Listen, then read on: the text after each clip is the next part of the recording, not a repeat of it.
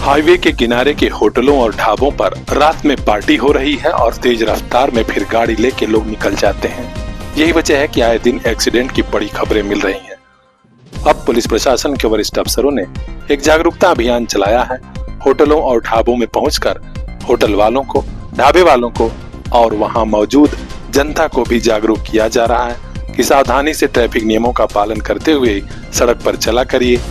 Alcohol यानी शराब पीकर गाड़ी मत चलाइए और हमेशा ख्याल रखिए कि कोई दूसरा भी सड़क पर चल रहा है। ढाबा संचालकों ने भी पुलिस प्रशासन के इस पहल का स्वागत किया है और कहा कि जागरूकता से ही एक्सीडेंट की कमी आएगी, क्योंकि आए दिन सचमुच बड़े सड़क हादसे हो रहे हैं जिसमें लोगों की जान जा रही है। तो आप भी थोड़ा सजग रहिएगा, सड़क पर चलिएगा।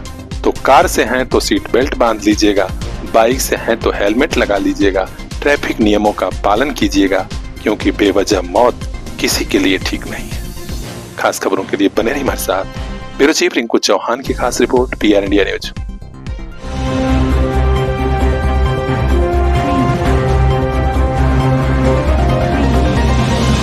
मारपीट की कोई बड़ी घटना हो या फिर एक्सीडेंट, पुलिस ही है जो सबसे पहले पहुंचती है।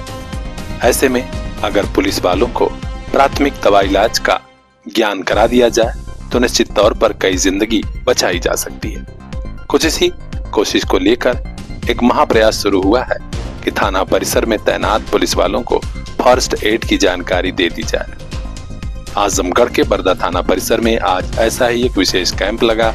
थाना प्रभारी राजेंद्र प्रसाद पटेल की मौजूदगी में, जहां सामुदायिक स्वास्थ्य केंद्र बरदा से चिकित्सा अधिकारी डॉक्टर सोमेश मिश्रा अपनी पूरी टीम के साथ पहुंचे हुए थे।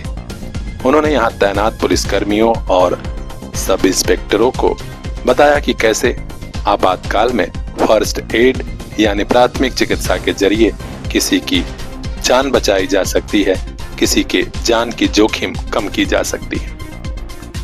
डॉक्टर मिश्रा ने बताया कि सड़क दुर्घटना हो या किसी अन्य हादसे में पुलिस जरूर पहुंच जाती है। ऐसे में अगर पुलिस कर्मियों को प्राथमिक उपचार का ज्ञान रहेगा तो कई जिंदगी बचाई जा सकती है। प्रशिक्षण के दौरान CPR, ब्लीडिंग कंट्रोल, हड्डी टूटने पर प्राथमिक उपचार, बेहोशी की स्थिति में क्या करना है, यह सब कुछ बताया गया। थाना प्रभारी राजेंद्र प्रसाद पटेल और उप निरीक्षक उमेश यादव, अंबुज राही तमाम लोग मौके पर रहे। थाने के प्रभारी इंस्पेक्टर श्री पटेल ने स्वास्थ्य विभाग के अधिकारियों का आभार जताया। तो खास खबरों के लिए बने रहिए हमारे साथ, देखते रहिए PR India news. Bureau chief Rinku Chauhan की खास रिपोर्ट।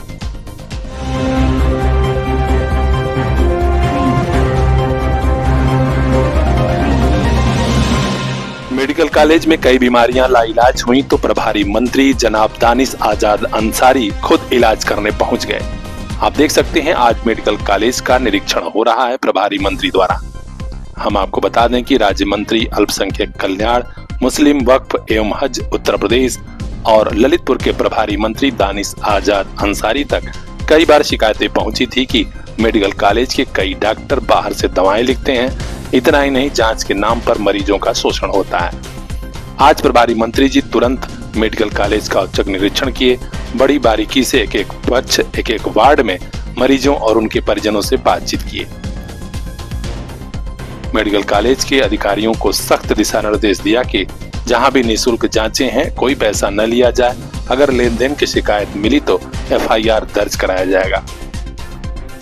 महिला चिकित्सालय के भी पर्चा पंजीकरण काउंटर से लेकर रजिस्ट्रेशन की प्रक्रिया देखी और चर्म रोग चिकित्सक डॉक्टर मुकेश सेठ मरीजों को देखते हुए पाए गए, इस पर उन्होंने प्रसन्नता जताई। सभी डॉक्टरों से कहा है कि जिम्मेदारी पूर्वक मरीजों और उनके परिजनों से व्यवहार करिए। कहीं भी दुर्व्यवहार पाया गया तो भी कार्रवाई होगी। इस खास मौके पर राज्य मंत्री मनोहर लाल पंत, सदर विधायक रामरतन कुशवाहा, जिला पंचायत अध्यक्ष कैलाश नारायण निरंजन, जिलाध्यक्ष भाजपा हरीशचंद्र रावत, जिलाधिकारी सत्य प्रकाश, पुलिस अधीक्षक मोहम्मद मुश्ताक, प्राचार्य राजकीय medical college doctor Mayank Shukla, CMS doctor Gajendra Singh सहित अन्य चिकित्सक और कर्मचारी मौजूद रहे। अब देखना है मंत्री जी के इस निरीक्षण का कितना असर पड़ता है।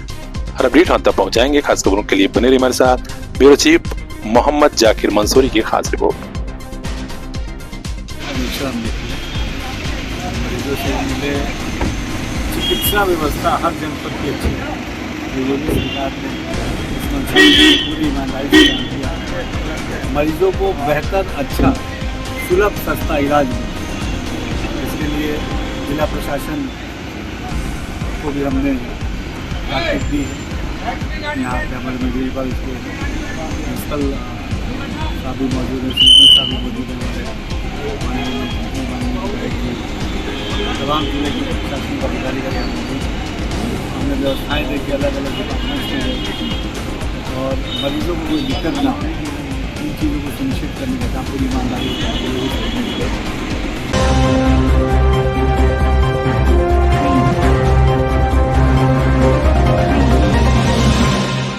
कुछ प्राइवेट हॉस्पिटल वालों ने लूटने के सारे रिकॉर्ड ही तोड़ दिए हैं। झांसी के एक प्राइवेट हॉस्पिटल में मरीज की मौत के बाद शव इसलिए नहीं दिया गया क्योंकि रुपया जमा नहीं हो पाया था। परिवार गरीब था, जमीन भी बिक गई, लेकिन 5 घंटे तक लाश परिवार वालों को नहीं सौंपी गई। बाद में कई लोग आए, मानिंद लोगों ने, उसके बावजूद 25,000 रुपया दिया गया, तब जाकर शव परिजनों को सौंपा गया। परिवार वाले बता रहे हैं कि अस्पताल प्रशासन ने 1,14,000 रुपए का बिल बना दिया था और 77,000 रुपए की डिमांड अलग से की जा रही थी। ये भी पता चला है कि 27 वर्षीय दिनेश कुशवाहा पुत्र टिल्टू कुशवाहा ललितपुर के नाराहाट गांव का रहने वाला था और गंभीर हाल में परिवार वालों ने झांसी के इस प्राइवेट अस्पताल में भर्ती कराया। और तो और आरोप ये भी लगा है कि जो एम्बुलेंस का चालक था उससे कहा गया कि सरकारी अस्पताल में मेडिकल कॉलेज में लेकर चलो, लेकिन वो झांसा देकर प्राइवेट अस्पताल ले आया क्योंकि उसका भी कमीशन सेट होता है।